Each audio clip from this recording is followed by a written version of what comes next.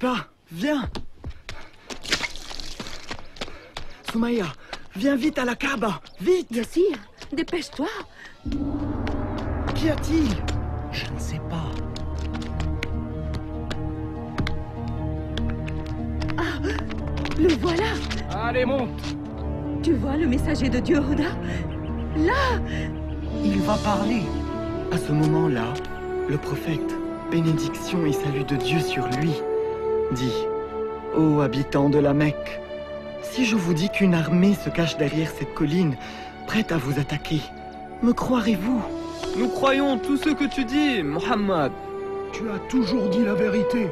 Il poursuivit: Ô habitants de la Mecque, je vous en conjure, délaissez vos dieux et vénérez le seul et unique Dieu. Épargnez-vous les feux de l'enfer, car je ne peux éloigner de vous le châtiment divin. Je suis celui qui voit l'ennemi s'approcher et qui, pour le salut de son peuple, court le mettre en garde contre l'imminence du danger. Notre neveu est en train de se moquer de nous. Arrête-le, Abu Talib. Au diable, Mohammed. Tu nous as convoqués pour ça. Il a raison. C'est merveilleux. Tu crois cet homme? Oh oui, toutes ces paroles. Il descend la colline. Allons le rejoindre. Tu as trahi la Mecque. Que des mensonges. Tu as trahi la Mecque. Nous vous protégerons, ô messager de Dieu. Comment oses-tu insulter les dieux? Quitte la ville.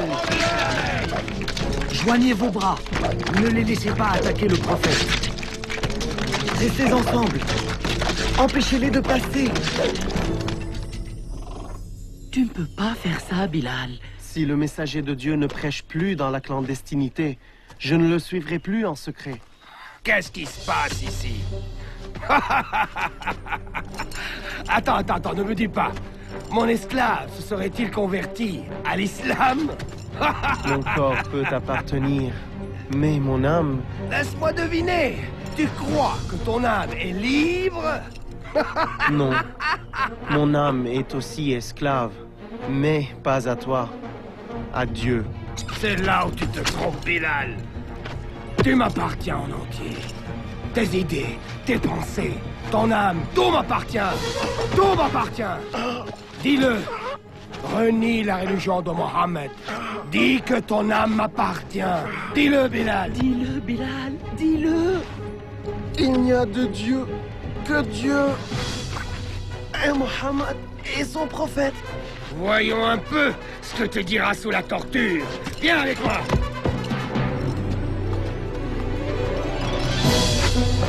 Oh oui. Renie la religion de Mohammed. Bilal? Dieu est unique.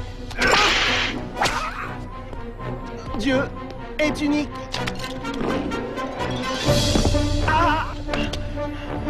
Dis que ton âme m'appartient et je retire ce roc, Bilal.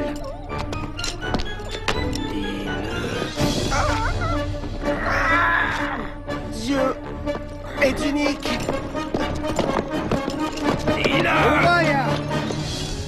Je viens de la part d'Abou Bakr. Il veut acheter cet homme. Dis-moi ton prix. Très bien. 10 pièces d'or.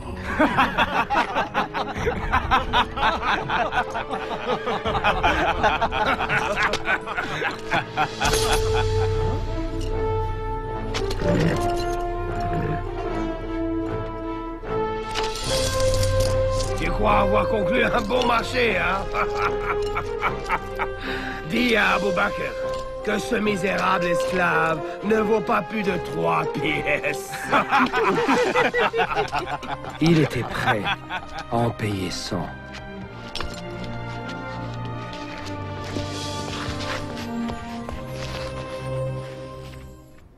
Mohammed continue de prêcher et de convertir nos pèlerins en dépit des tortures. Comment? La réponse tient en un mot. Il s'agit du Coran. Quoi? Sa prétendue révélation? Ce ne sont qu'hallucinations et bobards. Sauf ton respect, Abu Jahl, les révélations de Mohammed ne sont ni des hallucinations, ni des bobards. Ce sont des mots puissants et simples qui ne sont pas de ce monde. Magique. C'est la seule explication raisonnable. Eh bien alors, nous devons l'empêcher d'utiliser sa prose magique contre nous. Abu Talib, nous te respectons beaucoup. Mais nous t'avons demandé maintes fois d'arrêter les prêches de ton neveu. Mais tu n'as rien fait. Il menace la paix à la Mecque. Quelques années auparavant, il avait réinstauré la paix à la Mecque. À l'époque, tu avais loué sa sagesse, Abu Jahl. Vous vous rappelez le temps où on faisait reconstruire la Kaaba? Nous nous battions pour voir qui poserait la pierre noire. Mais Mohammed est venu et... Il faut que tu comprennes. Abu Jahl, Arrête-le ou quelqu'un d'autre le fera. dehors. Tu veux provoquer la zizanie au sein de Quraysh? Sors. Tu vois où nous en sommes, Abu Talib. Il est de plus en plus difficile de préserver la paix. De grâce, parle à ton neveu. Pour la paix à la Mecque, je lui parlerai.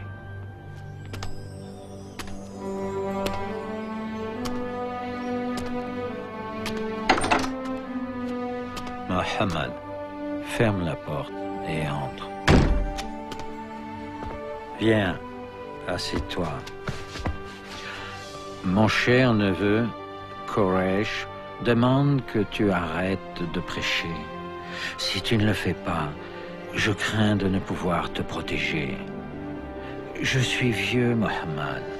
Je ne peux combattre ces gens, ma famille, ma propre tribu. Des gens que nous avons connus toute notre vie. Tes enseignements sont-ils importants, Mohammed, au point de devoir y laisser nos deux vies et de mettre la ville à feu et à sang?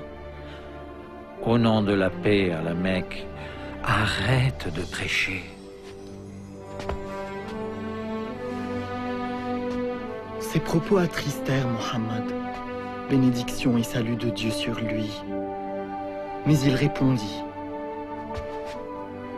devrait-on me mettre le soleil dans la main droite et la lune dans la gauche? Je n'arrêterai pas de prêcher. Je continuerai jusqu'à ce que la parole de Dieu prévale. Dussé-je y laisser mon âme?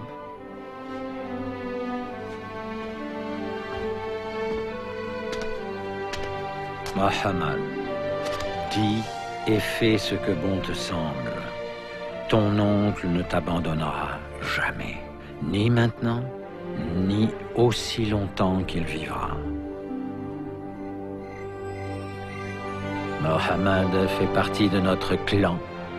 Nous devons nous tenir près de lui et le protéger, quoi qu'il arrive. Pourquoi?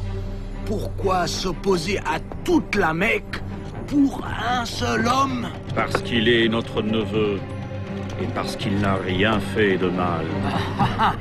C'est le grand Hamza qui parle. Heureusement que tu manies bien l'épée, mon frère. Parce que Mohammed va t'obliger à l'utiliser. Mais moi, je n'ai pas l'intention de mourir pour lui juste parce qu'il prétend avoir vu un ange. Ha! Mohammed continue de prêcher envers et contre tous nos efforts. Je t'en supplie, arrête-le avant qu'il ne détruise tout. Il arrive. Il prie.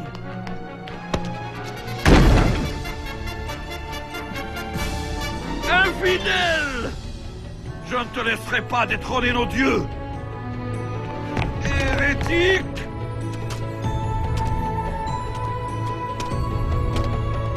Comment oses-tu me tourner le dos?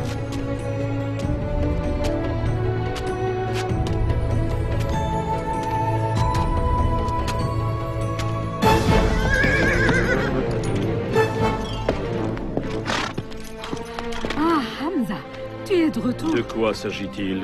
Abu Jahl a insulté ton neveu.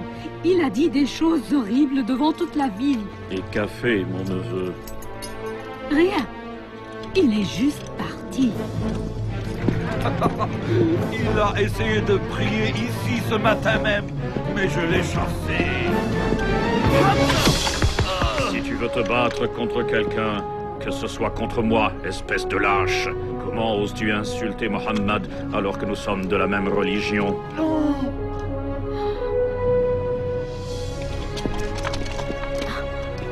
Je ne savais pas que tu étais un disciple de Mohammed. Je le suis maintenant.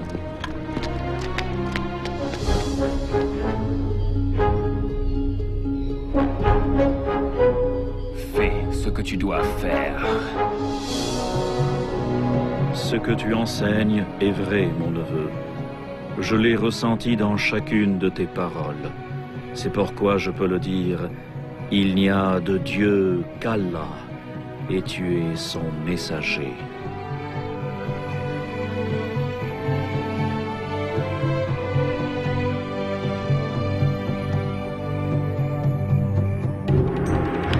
Punissez-les! On va les attraper. Où les emmenez-vous?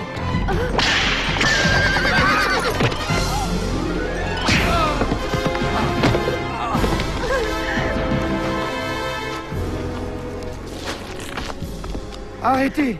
Arrêtez! Lâchez-la! Où est mon mari? Oublie ton mari! Renie Mohammed et reconnais les dieux. Sinon, tu mourras. Allez! Non, non! Allez! Allez, maman, dis-le! S'il te plaît, dis-leur ce qu'ils veulent entendre! Écoute ton fils, Soumaya. Dis-moi la vérité, Ammar. Serais-tu prêt à renier Dieu et son prophète rien que pour vivre?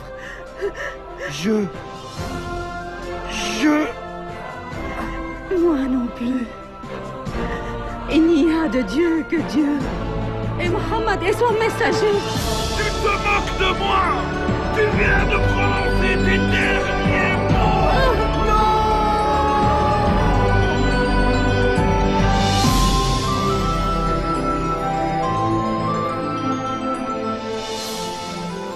Les premiers martyrs de l'islam.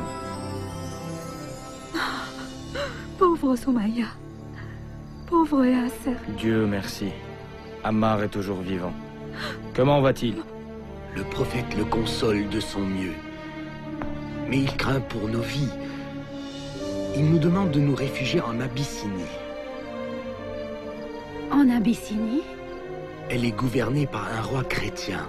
Un homme juste qui nous permettra de vivre en paix. On m'a demandé de prendre la tête du groupe. J'aurai besoin d'hommes forts pour m'aider. Vas-y, Malek. Ne t'inquiète pas pour nous.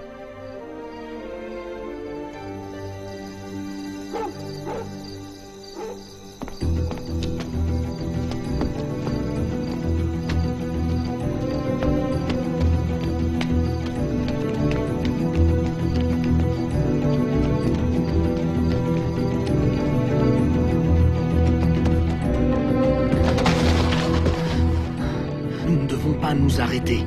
Nous devons nous éloigner avant qu'ils ne découvrent notre absence.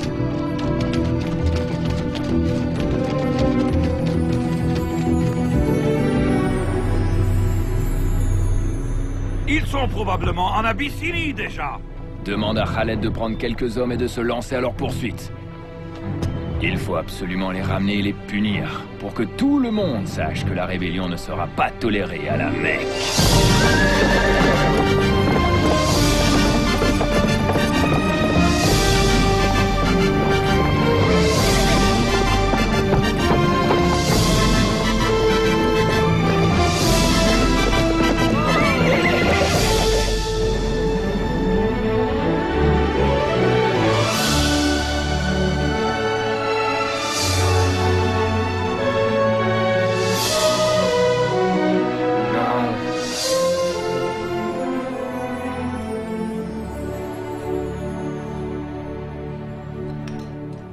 Voici mon collier le plus cher. Il est à toi. À présent, récompense-moi pour ma générosité. Excellent travail. Je vois que tu connais le roi d'Abyssinie. Oui, je le connais très bien. Parfait. Ceci est un cadeau pour lui. Oh,